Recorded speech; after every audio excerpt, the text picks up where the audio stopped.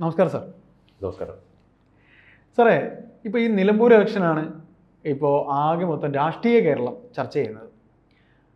അപ്പോൾ ഇതിനകത്തൊരു കാര്യം എന്ന് വെച്ചാൽ ഈ മുന്നണികൾ, മൂന്ന് മുന്നണികളും ഉയർത്തുന്ന അവരുടെ വാദപ്രതിവാദങ്ങളും അതിൽ സാർ ഈ CPM ഇപ്പോഴും ചരിത്രത്തിൽ തന്നെ തൂങ്ങിക്കിടക്കുകയാണ്. കോൺഗ്രസ് പ്രതിപക്ഷം എന്ന രീതിയിൽ പരാജയവുമാണ്.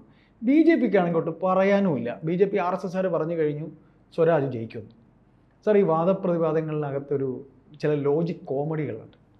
ഇല്ല, ഇതിനകത്ത് ഒരു കാര്യം നമ്മൾ ശ്രദ്ധിക്കേണ്ട കാര്യം, പിന്നെ ഈ ജനങ്ങൾക്കെല്ലാം അറിയാമെന്നുള്ളൊരു ബോധ്യം എല്ലാ മുന്നണികൾക്കും ഉണ്ടാകുന്നത് നല്ലതാണ്.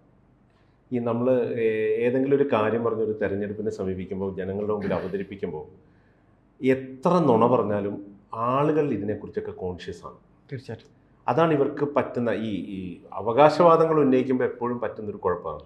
പഴയ കാലമല്ല, ആളുകൾക്ക് ഓരോ നിമിഷവും വാർത്തകൾ ലഭിക്കുന്ന ഒരു കാലത്ത് നിൽക്കുമ്പോൾ ഇവരുടെ അഭിപ്രായങ്ങളും ഇവരുടെ ഈ ഇത്തരത്തിലുള്ള ചപ്പടാച്ചുകളും അഭിപ്രായ പ്രകടനങ്ങളൊന്നും വേണ്ട. ഇപ്പോൾ നേരത്തെ പറഞ്ഞ പോലെ പ്രതിപക്ഷം പരാജയമാണോ, അത് ആരെ തീരുമാനിക്കുക? ജനങ്ങൾക്കറിയാം. അത് മറ്റുള്ളവർ പറയുന്നതല്ലല്ലോ. അഭിപ്രായ പ്രകടനങ്ങളല്ല അതിൻ്റെ അകത്ത് കാര്യം. ഭരണപക്ഷം വിജയമാണോ എന്ന് തീരുമാനിക്കാൻ ജനങ്ങൾക്കറിയാം. ഭരണപക്ഷം വിജയമാണ് എന്ന് തീരുമാനിച്ചാൽ, അല്ലെങ്കിൽ കേന്ദ്രത്തിൽ അങ്ങനെ ഒരു ഭരണമാറ്റം വേണമെന്ന് തീരുമാനിച്ചാൽ നമ്മുടെ ഇവിടെ 19 സീറ്റും കോൺഗ്രസിന് അനുകൂലമായി വരും. അത് ജനങ്ങൾക്ക് പിണറായി വിജയൻ മോശമായതുകൊണ്ടാണോ? അല്ല, ആണോന്നില്ല. മനസ്സിലായി. അപ്പം ഈ ഒരു വിഷയം നമ്മുടെ പലരും ഇപ്പോൾ ഈ കാലം മാറിയത് ഇവരറിയുന്നില്ല എന്നുള്ളതാണ് ഏറ്റവും വലിയ പ്രചരണത്തിൽ നടക്കുന്ന ഏറ്റവും വലിയ പ്രശ്നം. അപ്പം ഇവർ പറയുന്നതെല്ലാം എന്താണ് അതിൻ്റെ യഥാർത്ഥ വസ്തുത എന്ന്, ഈ നമ്മളൊരു കാര്യം ചെയ്യുമ്പോഴത്തേക്കും അതിൻ്റെ ഫാക്ട്സ് എന്താണെന്നുള്ളൊരു സാധനം ഉണ്ടല്ലോ, ഈ ഫാക്ട്സ് എല്ലാം ജനങ്ങൾക്കറിയാം. ഇപ്പം നാളെ കൂടുതൽ പെൻഷൻ പ്രഖ്യാപിച്ചാലും, നാളെ ഞങ്ങൾ ഭരണത്തിൽ വന്നാൽ അതിലും കൂടുതൽ പെൻഷൻ തരുമെന്ന് പ്രതിപക്ഷം പറഞ്ഞാലും ജനങ്ങൾക്കറിയാം. കാരണം അവർ ഈ കഴിഞ്ഞ 57 മുതൽ ഇത് കണ്ടുകൊണ്ടിരിക്കുകയാണ്. നമ്മളെ നാട്ടിൽ എന്താണ് വികസനം നടക്കുക നമുക്ക് നോക്കി അറിയാം. എല്ലാ വികസനങ്ങളും പാവപ്പെട്ടവൻ്റെ നെഞ്ചത്താണ്. തീർച്ചയായിട്ടും ഏത് വികസനവും പാവപ്പെട്ടവൻ്റെ നെഞ്ചത്ത്. നിങ്ങൾക്ക് ഹൈസ്പീഡ് റെയിൽ വേണോ, നിങ്ങൾക്ക് ഹൈവേ വേണോ, ആരാ ഇതിലേക്കൂടെയൊക്കെ സഞ്ചരിക്കുന്നത്? ഇവിടെ നമ്മളിപ്പോഴും ഭൂമിയില്ലാത്ത, കെട്ടിടങ്ങളില്ലാത്ത, ഒരുപാട് പദ്ധതികൾ വന്നിട്ടും ജീവിക്കാൻ ഇടമില്ലാത്ത, ദാരിദ്ര്യ, ഇപ്പോഴും നമ്മൾ പറയുന്ന അതിദരിദ്രരുള്ള കേരളം എന്നാണ്. മനസ്സിലായോ? അപ്പോൾ ഈ ഒരു സംസ്ഥാനത്ത് നിന്നുകൊണ്ടാണ് ഇവർ ഈ വികസനത്തെ കുറിച്ച്. അപ്പോൾ എല്ലാ വികസനങ്ങളും, അതിപ്പോൾ UDF, BJP, LDF ആര് നടത്തിയാലും വികസനമെല്ലാം സാധാരണക്കാരുടെ നെഞ്ചത്താണ് എന്നുള്ള യാഥാർത്ഥ്യം നമ്മൾ ഉൾക്കൊള്ളണം. അപ്പോൾ ഇതൊക്കെ ഇവർ കണ്ടുകൊണ്ട് നിൽക്കുകയാണ്. അപ്പോൾ പിന്നെ ആളുകൾക്ക് എന്തായാലും ജനാധിപത്യ രാജ്യമാണ്, നമുക്ക് വോട്ട് ചെയ്യാതിരിക്കാൻ പറ്റുന്നില്ല, അതിനോട് അത് യോജിക്കുന്ന ആളുമല്ല ഞാൻ. അപ്പോൾ വോട്ട് ചെയ്യുന്നത് അവരുടേതായ കംഫർട്ട് സോണിൽ നിന്നുകൊണ്ട് അവർ വോട്ട് ചെയ്യാണ്. അതിപ്പോൾ ഇന്ന ആള് ജയിക്കണം എന്നുള്ളൊരു വാശിയിലൊന്നുമല്ല. അവർക്ക് ഇപ്പം എനിക്ക് പ്രിയപ്പെട്ട ഒരാൾ, അല്ലെങ്കിൽ എനിക്ക് ഇഷ്ടപ്പെട്ട ഒരാൾ എന്നുള്ള രീതിയിലാണ് വോട്ട് ചെയ്യുന്നത്. രാഷ്ട്രീയത്തിന് അതീതമായ ഒരുപാട് വോട്ടുകളുണ്ട്. അങ്ങനെയാണെങ്കിൽ അൻവർ കഴിഞ്ഞ 2 തവണയായിട്ട് ജയിക്കുന്നത് രാഷ്ട്രീയ വോട്ടുകൾ കൊണ്ടല്ലോ. അതിപ്പോൾ എവിടെയാണേലും നമുക്ക് കാണാവുന്നത് രാഷ്ട്രീയ വോട്ടുകളല്ല അതിൻ്റെ പ്രാധാന്യം കൊടുക്കുന്നത്. അപ്പോൾ അതിനപ്പുറത്തേക്ക് ആളുകൾ കാണുന്നു എന്നുള്ളത് ഒരു പ്രധാനപ്പെട്ട കാര്യമാണ് അവിടെ. ആ തിരിച്ചറിവ് ഇവർക്കുണ്ടാകുന്നതാണ് നല്ലത്. ഏതവസരത്തിലും ആളുകൾക്ക് ബോധ്യമുള്ള, ആളുകൾ അനുഭവിക്കുന്ന, ഇപ്പോൾ ഭരണം നടക്കുമ്പോൾ സ്വാഭാവികമായിട്ടും ആളുകൾ ഇതെല്ലാം ശ്രദ്ധിക്കുന്നുണ്ട്. ഈ പ്രൊപ്പഗാൻഡയ്ക്ക് അപ്പുറത്തേക്ക് യാഥാർത്ഥ്യം എന്ന് പറയുന്ന ഒരു സാധനത്തിലാണ് ആളുകൾ ഊന്നി നിൽക്കുന്നതും. അതാണ് വോട്ടായി മാറുന്നത്. അതിപ്പോഴെങ്കിലും മനസ്സിലാക്കുന്നത് നല്ലതാണ്. എല്ലാവരും ഇനിയിപ്പോൾ അടുത്ത പഞ്ചായത്ത് തെരഞ്ഞെടുപ്പ്, നിയമസഭാ തെരഞ്ഞെടുപ്പ് എന്നൊക്കെ പറഞ്ഞ് പോവാണല്ലോ. 3 കൂട്ടരും.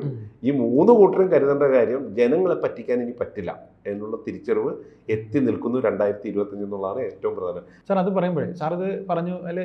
എൻ്റെ ഒരു ചോദ്യം വന്നിരുന്നത്, ഇപ്പോഴും CPMൻ്റെ ഇപ്പോൾ M സ്വരാജാണ് സ്ഥാനാർത്ഥി. അവരുടെ ഈ പ്രതിക്രിയാവാദം, പിന്നെ ഭൗതികവാദം, ഇങ്ങനെയൊക്കെയുള്ള ഒരു കടിച്ചപ്പൊട്ടത്തെ വാക്കുകളുണ്ട്. എഴുതി വെക്കപ്പെട്ട ഒരു സ്റ്റൈലാണ് അവരുടെ. ആ സ്റ്റൈലിൽ നിന്ന് വിട്ടല്ലാതെ M സ്വരാജ് ഇപ്പോൾ സംസാരിക്കുന്നുണ്ട്. അതേപോലെ തന്നെ 1960കളിൽ ഉണ്ടായ പ്രശ്നം, അതായത് മലപ്പുറം എന്ന ജില്ല രൂപീകരിക്കാൻ ഇറങ്ങിയപ്പോൾ അന്ന് അടൽ ബിഹാരി വാജ്പേയി അടങ്ങിയ ജനശക്തി അന്നത്തെ അവിടുത്തെ ഓഫീസ്, കളക്ടറേറ്റ് തകർത്തതിൽ ഉണ്ട്. അതിനെ എതിർത്ത കോൺഗ്രസ്സുകാരുടെ കൂട്ടത്തിൽ ഈ പറയുന്ന ഇദ്ദേഹം ഉണ്ടായിരുന്നു, ഷൗക്കത്തിൻ്റെ അച്ഛൻ ആര്യാടൻ മുഹമ്മദുണ്ട്. സർ, എൻ്റെ ചോദ്യം, CPM ഇപ്പോഴും വോട്ട് തേടാൻ പോകുമ്പോൾ ചരിത്രത്തിൽ തൂങ്ങി തന്നെയാണോ? അല്ല, അത് നമുക്കങ്ങനെ അതൊരു ക്ലീശയല്ലേ സാർ? അല്ല, അത് ക്ലീശയൊക്കെ ആക്കാം. പക്ഷെ എന്താണെന്നറിയോ, അതൊരു ഓരോരുത്തരുടെ ശൈലിയാണ്. പിന്നെ തിരഞ്ഞെടുപ്പ് വരുമ്പോഴത്തേക്കാണ് പഴയ കാര്യങ്ങളെല്ലാം പതുക്കെ പതുക്കെ കൊണ്ടുവരുന്നത്. പക്ഷെ ഞാൻ ഇപ്പോഴും നിലനിൽക്കുന്നത്, ഞാൻ നേരത്തെ ആദ്യം പറഞ്ഞതിലാണ്, ഇതൊന്നുമല്ല ആളുകൾ വിലയിരുത്തുന്നത്. അത് അങ്ങനെയൊക്കെ സംഭവിച്ചിട്ടുണ്ടാകും. അങ്ങനെ ചരിത്രത്തിൽ തെറ്റ് ചെയ്യാത്തവരായി ഒരു രാഷ്ട്രീയ പാർട്ടിയും നമ്മുടെ കേരളത്തിലില്ല. അല്ല, അങ്ങനെ പറയുമ്പോൾ ആര്യാടൻ മുഹമ്മദിനെ സ്ഥാനാർത്ഥിയാക്കിയത് മന്ത്രിയാക്കിയത് ഇവരൊക്കെ തന്നെ അല്ല.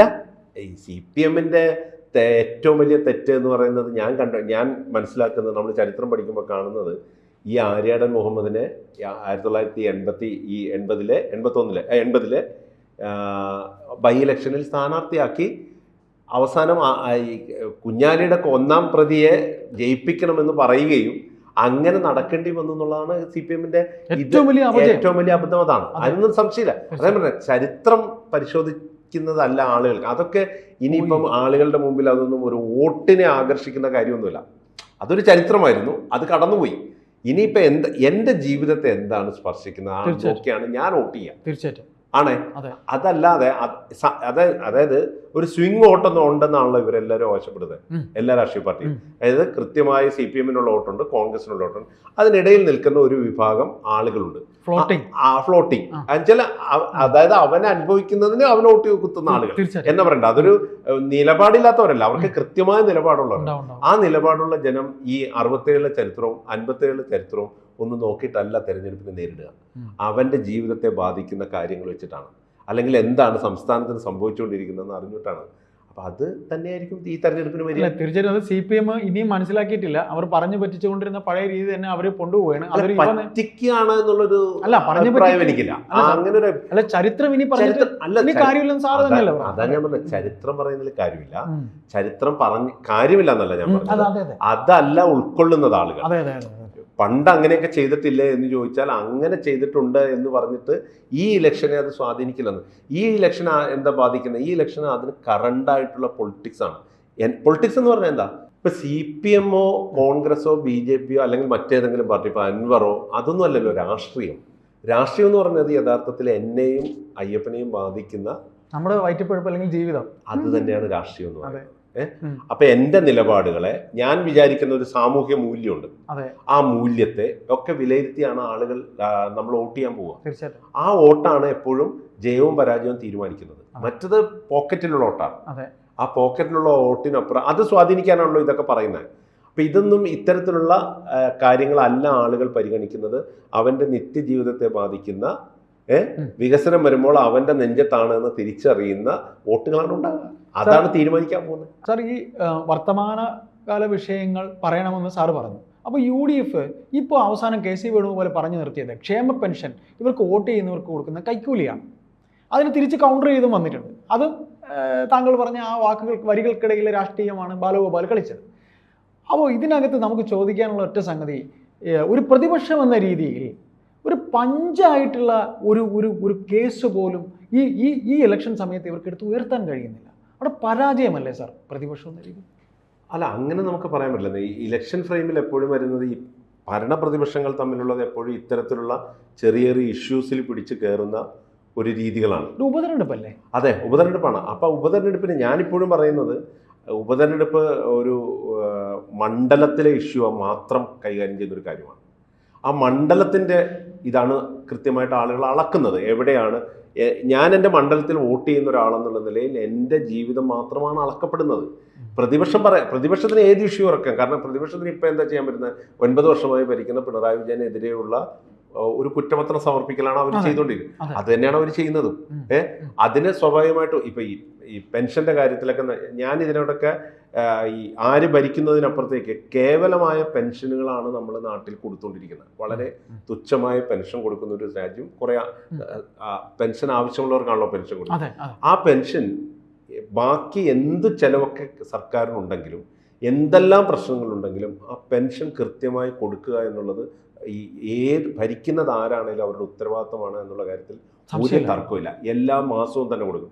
തെരഞ്ഞെടുപ്പ് ആകുമ്പോൾ കൊടുക്കുമ്പോൾ ആളുകൾക്ക് മനസ്സിലാവും, സ്വാഭാവികമായിട്ട് മനസ്സിലാവില്ലേ? മനസ്സിലാക്കി അത്ര ഗ്രാഹ്യമില്ലാത്തവർ അല്ല, അതാ ഞാൻ പറയുന്നത്. അപ്പൊ ഇത് എനിക്ക് തോന്നുന്നത് നാളെ ഭരണം മാറിയാൽ പോലും ഇത്തരത്തിലുള്ള, അതായത് അതിലെയും വലിയ ചെലവുകളെല്ലാം നടക്കുന്നുണ്ട് ഇല്ലേ? നമ്മുടെ നാട്ടിൽ എന്തെല്ലാം കാര്യങ്ങൾക്കാണ് അനാവശ്യമായി തുക ചെലവഴിച്ചുകൊണ്ടിരിക്കുന്നത്. ഇപ്പം ഓരോ പദ്ധതികളും വരുമ്പോൾ നമുക്കറിയാം എത്രമാത്രം കോടി തുകകളാണ് മുടക്കിക്കൊണ്ടിരിക്കുന്നത്. പക്ഷെ കേവലമായ ഇവരുടെ ഒരു 1600 രൂപയുടെ പെൻഷൻ മുടക്കാൻ മാത്രം എന്ത് തെറ്റാണ് ഇവർ ചെയ്തത്? അതെ, ഇവരുടെ ജീവിതത്തിന് വേണ്ടിയിട്ട് കൊടുക്കുന്ന കാര്യം. തീർച്ചയായും. അപ്പൊ അത് പെട്ടെന്ന് ഇതുവരെ കൊടുക്കാഞ്ഞ സാധനം 3 മാസത്തെ ഒരുമിച്ച് കൊടുക്കാൻ എങ്ങനെയാണ് സർക്കാരിനുണ്ടാകുന്നത്? അപ്പൊ അതൊരു ഇലക്ഷൻ സ്റ്റണ്ട് മാത്രമാണ്. തീർച്ചയായും. പക്ഷെ അങ്ങനെ കൊടുത്തത് കൊണ്ട് ആ വോട്ടെല്ലാം ഇങ്ങോട്ട് കിട്ടും എന്നുള്ളത് വെറും തെറ്റിദ്ധാരണ മാത്രമാണ് എന്നാണ് ഞാൻ പറഞ്ഞു വരുന്നത്. ഓക്കെ സാർ, അപ്പോൾ ഏതായാലും നമ്മൾ ഈ പറയുന്ന ഇത്രയേ ഉള്ളൂ. ഈ പ്രതിപക്ഷം, എൻ്റെ ചോദ്യം ഇതായിരുന്നു, പ്രതിപക്ഷം ശരിക്കും ആ ഒരു കേസും പിന്നെ 1-2 ശരിക്കും കുറുക്കുകൊള്ളേണ്ട നിരവധി വിഷയങ്ങളുണ്ട്, അതൊന്നും തന്നെ എത്തുന്നില്ല. ഇങ്ങനെ ഒരു മേമ്പൊടിയായിട്ടുള്ള ഒരു ഉപരിതലത്തിൽ കൂടെ ഇങ്ങനെ പോകുന്ന ഒരു സ്റ്റൈലാണ് കാണിക്കുന്നത്. അല്ല, ആഴത്തിലേക്ക് ഇറങ്ങും തോറും രണ്ടുപേർക്കും പ്രശ്നം ഉണ്ടാവുമല്ലോ. അപ്പൊ അത് പ്രതിപക്ഷത്തിനെ ബാധിക്കും. അതില്ലേ, ആ ഒരു പ്രശ്നം കൂടെ ഉണ്ട് അതിനകത്ത്. ആഴത്തിലേക്ക് ഇറങ്ങുമ്പോൾ ചോദ്യം വരുമല്ലോ, നിങ്ങളെന്താ ചെയ്തത്, എന്നിട്ട് നിങ്ങളെന്താ ചെയ്തതെന്നുള്ള ചോദ്യം വരില്ലേ? ഈ എന്താ പത്രസമ്മേളനങ്ങളും ഈ പ്രഭാഷണങ്ങളും കൊണ്ടാണോ ഇതിനെ എതിർക്കേണ്ടതെന്നുള്ള ചോദ്യം വരും. അപ്പൊ അത് അവരെയും ബാധിക്കും. അതുകൊണ്ട് ഇങ്ങനെ പെരിഫറലായിട്ട് പോകുന്നതാണ്. തിരഞ്ഞെടുപ്പിൽ ആർക്കും പരാതിരഹിത പ്രശ്നരഹിത രീതിയിൽ പോകുക എന്നുള്ളത് മാത്രമാണ് വളരെ സൂക്ഷിച്ചു പോകുന്ന ഒരു രീതിയാണല്ലോ നമ്മൾ കണ്ടുവരുന്നത്.